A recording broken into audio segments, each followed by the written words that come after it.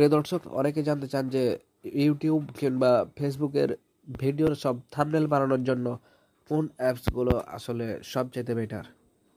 তো আসলে এর জন্য দুটো অ্যাপ্লিকেশনকে আপনাদের জন্য আমি সাজেস্ট করতে পারি। সেটা হচ্ছে, একটা হচ্ছে পিক্সেল ল্যাব এবং একটা হচ্ছে পিক্সআর্ট। তো চলুন প্লে স্টোর থেকে কীভাবে করে অ্যাপসগুলো নামাবেন সেটা দেখে নেওয়া যাক।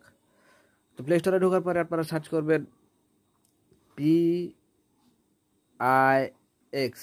PIX। যখন সার্চ করবেন তখন দেখতে পাবেন এখানে প্রথমে দেখতে পাচ্ছেন পিক্সেল ল্যাব যে অপশনটা, পিক্সেল ল্যাব, এই পিক্সেল ল্যাব অপশনটা যদি টাচ করেন তাহলে দেখতে পাবেন এখানে একটি অ্যাপস চলে আসবে যে পিকচার এডিটর।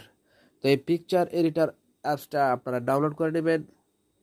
এর কাজ কীরকমভাবে করতে হয় যদি আপনারা চান তাহলে আমি একটা ভিডিও বানিয়ে দেবো। নেক্সট যেটা অ্যাপ আপনারা ব্যবহার করতে পারেন এর বিকল্প হিসেবে, সেটা হচ্ছে পিক্সআর্ট, PIC তারপরে S যদি লেখেন তাহলে দেখতে পারেন একটি অপশন চলে আসবে পিক্সআর্ট। তো এই পিক্সআর্ট অ্যাপসটাতে যদি দেখতে পারেন, এখানে দেখতে পাচ্ছেন পিক্সআর্ট অল ফটো। তো এখানে যদি আপনারা এটা ইনস্টল করেন তাহলে সেক্ষেত্রে কিন্তু আপনি খুব ইজিলি কিন্তু আপনি থাম্বনেলগুলো ব্যবহার করতে পারবেন। যারা সাধারণত ইউটিউব অথবা ফেসবুক ব্যবহার করে থাকে তারাই কিন্তু সাধারণত এইসব পিক্সআর্ট বা পিক্সেল ল্যাব এই অ্যাপ্লিকেশনগুলো ব্যবহার করে থাকেন।